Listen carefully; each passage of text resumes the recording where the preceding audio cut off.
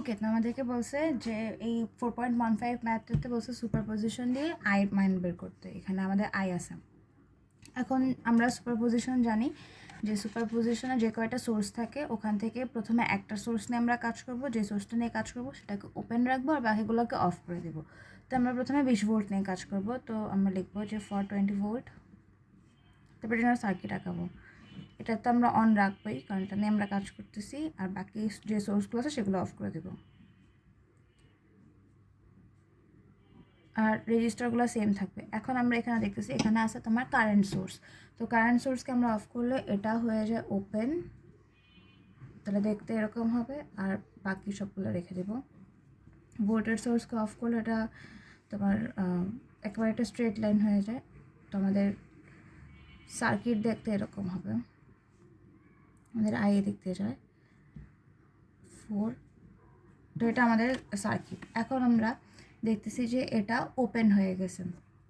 এটা যেহেতু ওপেন হয়ে গেছে তো দেখতে জিনিসটা কিছুটা এরকম লাগবে। এখন যদি আমরা চাই তাহলে আমরা সার্কিটটাকে আর একটু সুন্দর মতো আঁকাইতে পারি আমাদের সুবিধার্থে। এরকম করে রাখলে কোনো সমস্যা নেই। এখন আমরা দেখতেছি যে এই 1 আর 3 দুইটা একেবারে সোজাসুজি আছে, যেটা সিরিজে হয়ে যায়। এটা একেবারে সোজা আছে, কারণ এখান থেকে যদি এটা উঠায় দিই আমরা তাহলে এই জিনিসটাতে একটা লাইন দিয়ে যাচ্ছে, তাই না? দুইটা রেজিস্টারই একটা লাইন দিয়ে যাচ্ছে, তো আমরা এটাকে এভাবে আগাতে পারি 4। তাহলে এটা আমাদের এখান থেকে আমরা 20 ভোল্টের জন্য এটা আমাদের মেইন সার্কিটটা, রেজিস্টারগুলোর নাম দিয়ে দিলাম। এখন আমরা এখানে দেখতে পারতেছি যে দুইটা লুপ ক্রিয়েট হয়েছে, তো আমরা লুপগুলোর নাম দিতে পারি যে এটা লুপ নাম্বার 1, এটা লুপ নাম্বার 2। এখন এই লুপে আমরা কেভিএল অ্যাপ্লাই করব। কেভিএল অ্যাট লুপ 1 দিয়ে আমরা অ্যাপ্লাই করব, যেহেতু এই ফার্স্ট থেকে দিই তোমার এদিক দিয়ে যাচ্ছে, তো -20 plus 1 I1 minus I2 plus 3 I1 minus I2 plus 2 I1 minus I2 is equal to 0। তারপরে আমরা যদি ঠিকঠাক করি তাহলে 6 I1 আসে minus 4 I2 is equal to 20। এটা আমাদের 1 নম্বর সমীকরণ লুপ 1 থেকে আমরা পাইছি। তারপরে লুপ 2 এর জন্য আমরা আরেকটা সমীকরণ পাবো। লুপ 2 যদি আমরা দেখি তাহলে 1 I2 minus I1 plus 3 I2 minus I1 plus 4 I2 is equal to 0। তো এটা থেকে আমরা পাই -4 I1 plus 8 I2 is equal to 0। এটা আমাদের 2 নম্বর সমীকরণ। এখন আমরা যদি তোমার ক্যালকুলেটর ইউজ করি, ক্যালকুলেটরের মধ্যে যদি আমরা এই দুটা সমীকরণের মান বসাই দিই তাহলে আমাদের আসে I1 এর মান 5 অ্যাম্পিয়ার, I2 এর মান 2.5 অ্যাম্পিয়ার।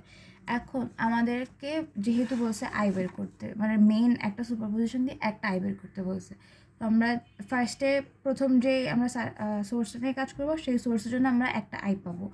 এখন আমরা দেখতে পাচ্ছি যে আমাদের I1টা এই নিচে দিয়ে যাচ্ছে, তো নিচে মানে এই মানে একেবারে সোজা যে লাইনটা, এই লাইনটা বরাবর যাচ্ছে, নিচের দিকে যাচ্ছে। তো আমরা লিখতে পারি যে I ইজ ইকুয়াল টু, সাইডে লিখে দিই, এখানে লিখি I is equal to I1 minus I2, যেটা হচ্ছে 5 minus 2.5 is equal to 2.5 ampere. এটা হচ্ছে মনে করো I1 অথবা I প্রাইম, যেটা দিতে চাই সেটা দিতে পারি। তো আমাদের প্রথম সোর্স নিয়ে আমাদের কাজ করা আসে, এখন আমরা সেকেন্ড সোর্স নিয়ে কাজ করব। তো সেকেন্ড সোর্সের জন্য আমাদের সেকেন্ড সোর্সে আমরা এই 2 অ্যাম্পিয়ার এটাকে আমরা ওপেন রাখবো, আর বাকি দুইটা সোর্সকে আমরা অফ করে দেব। তো বাকি দুইটা সোর্সকে অফ করলে ফর 2 অ্যাম্পিয়ার, তো একটা সোর্সকে অফ করলাম, অফ করার পরে এটা স্ট্রেট হয়ে গেল যেহেতু এটা ভোল্টেজ সোর্স ছিল। এটা এখন এখানে সেম ওরকমই হবে যেহেতু আমরা অফ করতেছি না এই কারেন্ট সোর্সটাকে, তো দেখতে জিনিসটা এরকমই সার্কিটটা। আর এখানে ভোল্টেজ সোর্স অফ করে দিছি, তাহলে আমাদের এখানে 2 অ্যাম্পিয়ার, 4, 3, আর এখান থেকে আমাদের আই নিচে যাচ্ছে। তো আমরা এখন দেখতে পাচ্ছি যে এই দুইটা আর এই 4টা, এই দুইটা যে রেজিস্টার আছে সেই দুইটা রেজিস্টার প্যারালালি আছে। তো আমরা যদি এখন লিখি যে 2 ohm and 4 ohm are in parallel, are in ampere. তারপরে যদি আমরা এটাকে একটা করতে যাই তাহলে আমাদের এটা আসবে 1.33। তাহলে আমাদের সার্কিটটা চেঞ্জ হয়ে যাবে একটু দেখতে। তো এখানে আমরা 1.33 দিলাম, বাকি যেগুলো আমরা চেঞ্জ করি নাই, যেগুলো ওরকমই রেখে দেবো সেগুলো।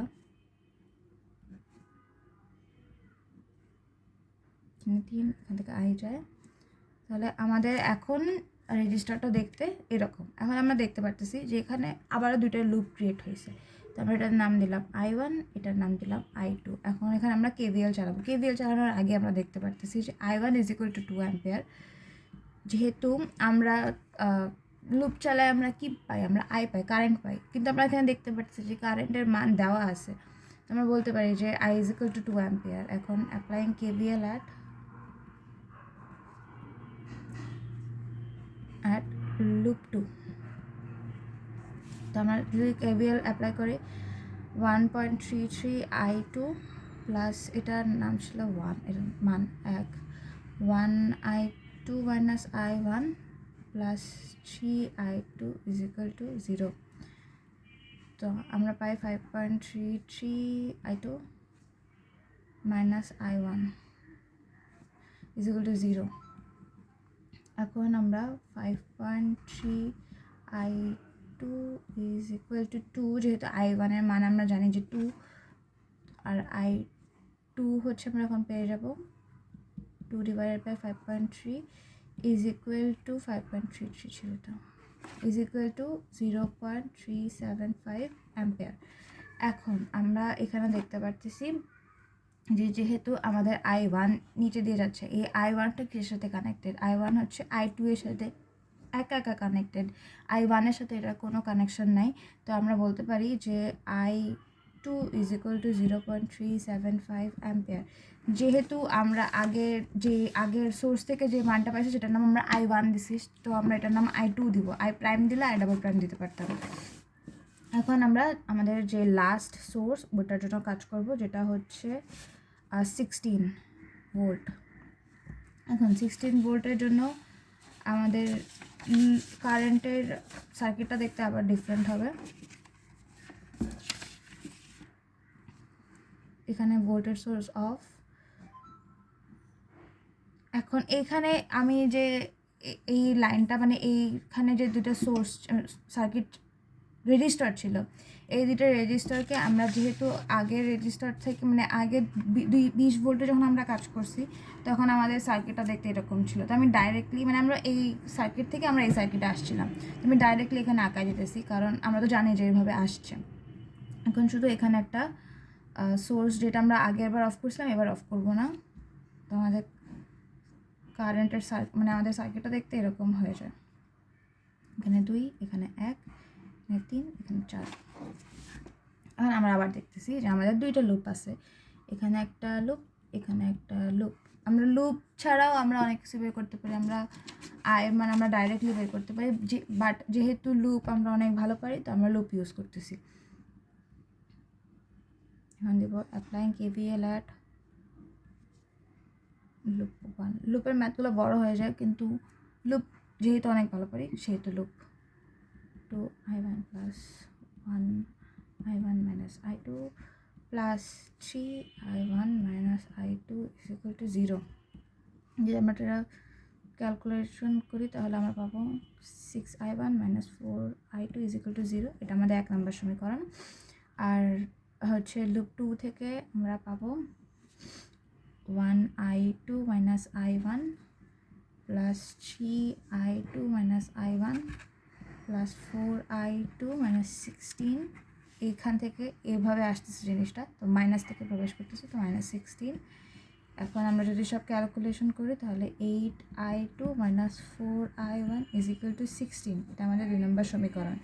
এখন আমরা দেখতে পারতেছি যে দুটো সমীকরণ আছে, তো আমরা যদি ক্যালকুলেশন করি তাহলে I1 আর I2 পাবো।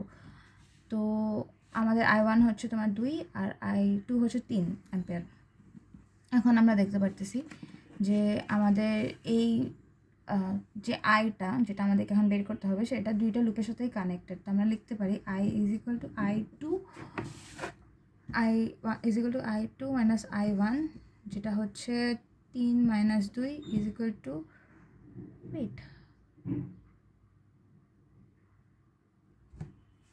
I1 minus I2, I1 minus I2 যেটা হচ্ছে 2 minus 3 is equal to minus 1।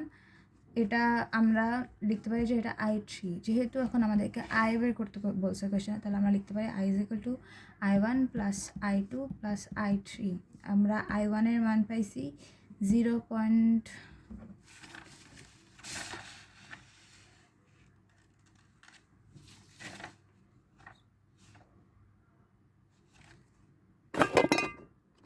ওকে, আমরা I1 এর মান যেটা সেটা পাইছি হচ্ছে 2.5, I2 এর মান পাইছি 0.375, আর I3 এর মান পাইছি -1।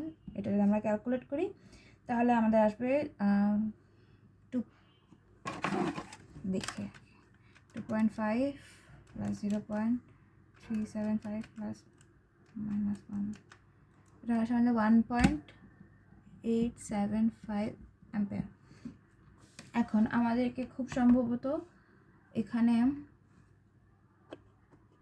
পাওয়ারও বের করতে বলছে, তো আমরা যদি পাওয়ার বের করতে পারি তাহলে আমরা লিখতে পারি P = I² R। I² আমরা জানি 1.875 হোল স্কোয়ার ইন্টু R। আর কোনটা নেব? দেখো আমাদের এখানে দেখাই যাচ্ছিল যে এই দিক থেকে যাচ্ছে, তো নিচে 3 ছিল রেজিস্টার, মানে I এর সাথে 3 কানেক্টেড ছিল, তো আমরা লিখতে পারি R এর মান 3। যদি আমরা এটা করি তাহলে আমাদের আসে অ্যান্সার 10.55 ওয়াট। এটাই আমাদের অ্যান্সার।